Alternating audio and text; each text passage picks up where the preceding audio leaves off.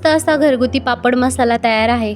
इथे मी 1.25 किलो उडीद डाळ घेतली आहे, 1/2 किलो मूग डाळ घेत आहे, त्यात 1 चमचा काळी मिरी, जिरे हे सर्व गिरणीतून बारीक पीठ करून घेणार आहे।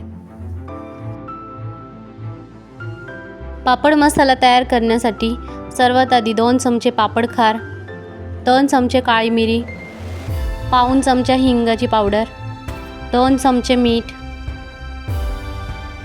काळी मिरी कुटून घेत आहे, जाडसर पावडर तयार करून घेतली आहे। सर्व पदार्थ एकत्र करून घेत आहे।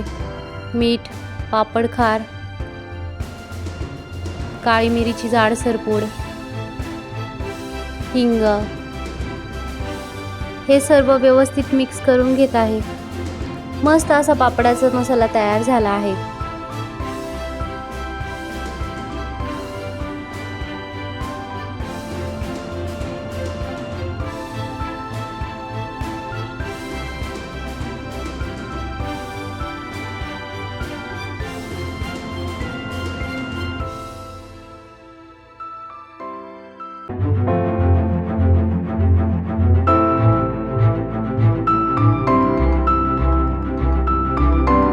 व्हिडिओ पाहिल्याबद्दल थँक्यू। रेसिपी आवडली असेल तर please like, share and subscribe.